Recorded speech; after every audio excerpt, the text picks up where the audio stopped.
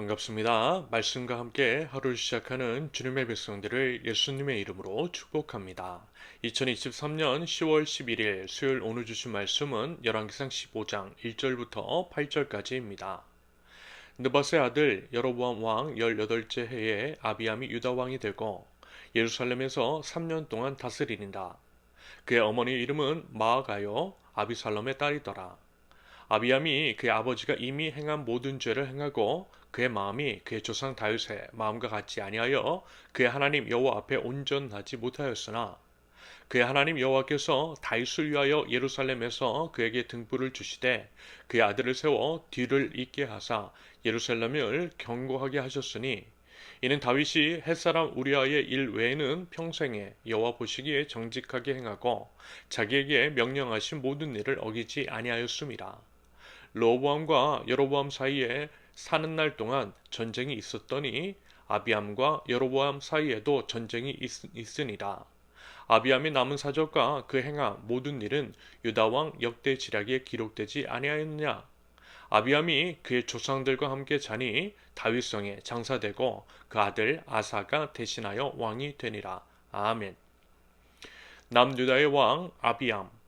솔로몬의 아들인 르호보암, 르호보암의 아들인 아비암에 관한 기술입니다.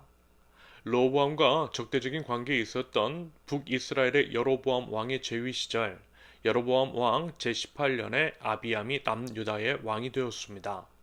먼저요, 어제도 말씀을 드렸듯이 열왕기는 남유다와 북이스라엘에서 통치했던 왕들의 이야기가 각각 순차적으로 펼쳐집니다. 시간의 순서에 따라 북이스라엘 왕과 남유다의 왕의 이야기가 번갈아 기술되고 있어요. 반면에 역대기는 뭐라고 했죠? 남유다 왕들의 이야기만 기록되어 있습니다. 북이스라엘 왕들의 이야기는 수록되어 있지 않아요.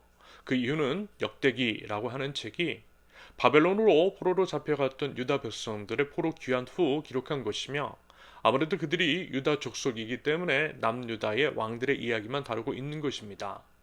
더불어 성령은 왕이신 하나님께서 독생자 예수 그리스도를 통해 우리를 구원하시는 과정을 기술하고 있으며 구속의 중심인 예수 그리스도, 우리 주 예수 그리스도께서 다름 아닌 유다 족속의 계보를 통해 오심으로 유다의 계보가 중요한 것이고요. 이에 유다 중심의 역사 기술이 필요한 것이라 할 수 있겠습니다. 그러면서 열왕기를 볼 때 이 점을 보셔야 합니다. 열왕기상과 역대기를 나누면서 다루는 왕들의 이야기, 결국 이제 큰 관점에서 보면요, 같은 이야기의 반복입니다. 지루하리만큼 비슷한 이야기들이고요, 절망적이고 참으로 한심한 내용의 반복입니다. 역사는 반복된다라고 하는 말이 정확하다라고 하는 점을 여러분 확인할 수 있으실 거예요. 한편 이러한 왕들의 이야기를 살펴보는 것에 앞서 이스라엘의 왕이 이제 세워진 경위를 염두에 두는 것도 필요합니다. 일단 앞서 이제 사사기 있잖아요. 사사기를 보면 이런 내용이 나와요. 인간의 절망적인 상태, 다시 말해서 인간의 힘으로는 결코 구원을 받을 수 없는 참담한 상황이 반복되는 것이 진술되고 있는데요. 이럴 수밖에 없는 이유에 대해서 사사기는 이렇게 표현합니다. 사사기 21장 25절.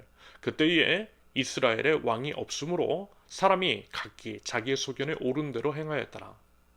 이처럼 모든 결과에 대한 책임을 왕이 없었기 때문이라고 명시함으로써 앞으로 왕이 세워질 것을 암시하고 있습니다. 그래서 정말 이스라엘 백성이 하나님께 왕을 요구하죠.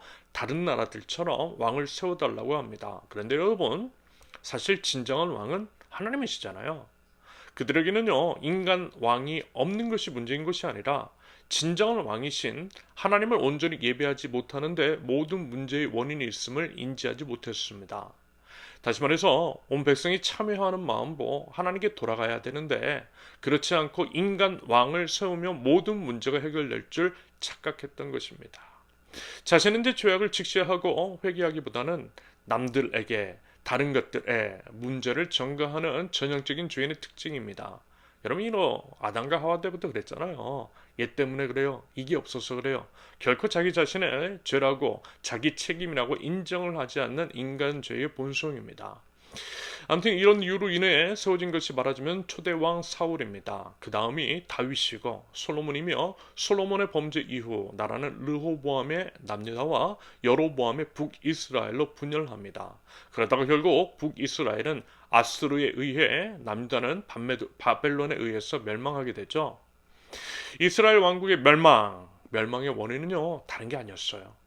하나님께서 이스라엘과 이미 약속하셨고 과거 모든 역사를 통해서 반복되었던 그 죄악들, 즉 하나님을 배반하고 우상 숭배의 길로 빠져들었기 때문입니다. 하나님은 참으로 신실하신 분, 우리와 약속해 주시고 약속해 주신 거, 그리고 약속을 반드시 지키시는 우리 하나님이십니다. 말하자면 이스라엘과 맺은 약속에 따라서 하나님께서 이스라엘을 징계하시고 심판하신 거예요. 아무튼 앞으로 이제 우리 함께 살펴보게 될 열왕기는요 이와 같은 내용들이 반복돼요. 이것은 사사기에서도 살펴보았던 것인데요. 죄악의 반복, 사망의 길을 향해 점점 빠져가는 참담한 모습에 대한 고발이라고 생각하셔도 무방합니다. 그러면 여러분, 이런 내용들을 통해서 우리에게 말씀하시고자 하는 핵심적인 메시지, 그것은 도대체 무엇일까요?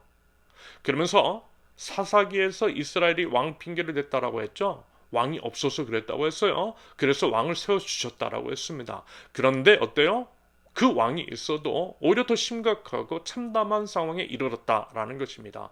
그러므로 무슨 얘기예요? 왕 문제가 아니라는 것입니다.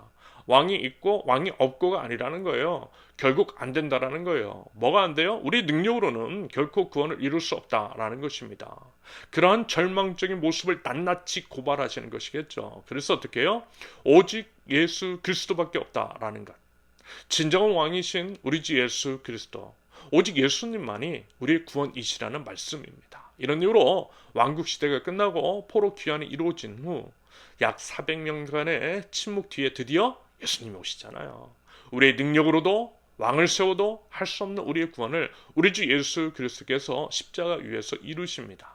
그러므로 열왕기를 통해서 우리가 봐야 할 것은 뭐냐면 한마디로 예수님이 오셔야만 하는 이유, 예수님이 오실 수밖에 없는 까닭일 것 같습니다. 여러분, 물론 모든 성경을 보실 때 그래야겠지만 열왕기를 보시면서요 더더욱 그러하실 수 있기를 바랍니다. 예를 들면 이런 거죠.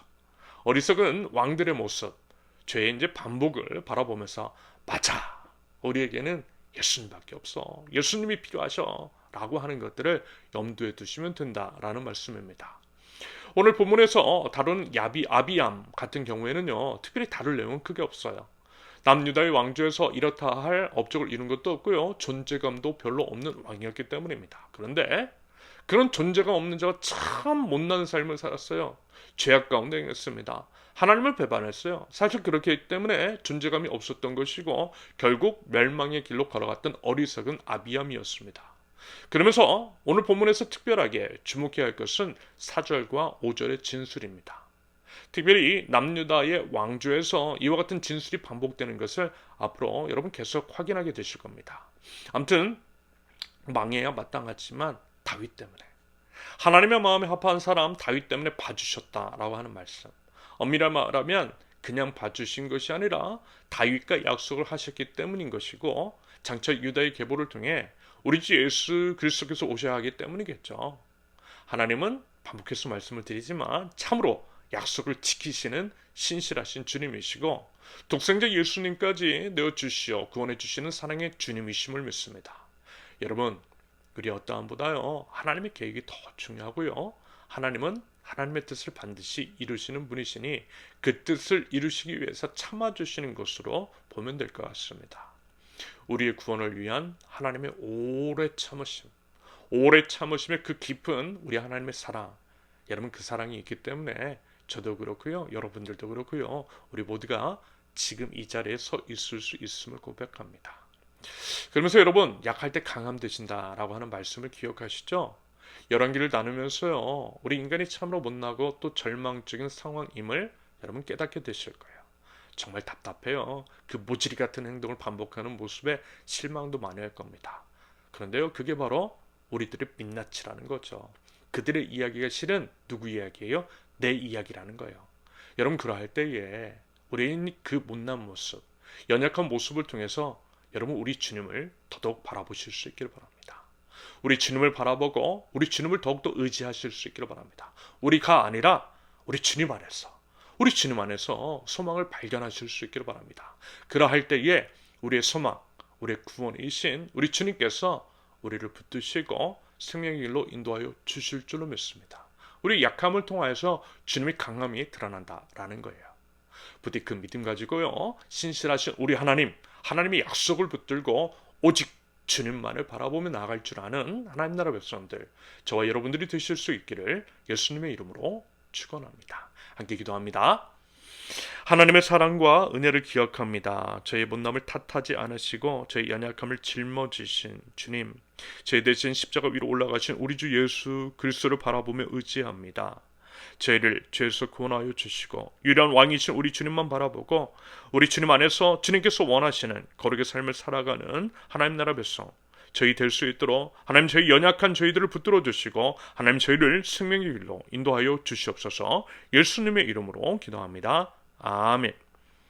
하나님께서 오늘 주신 말씀과 각자의 기도 제목을 놓고 우리 잠시 기도합니다.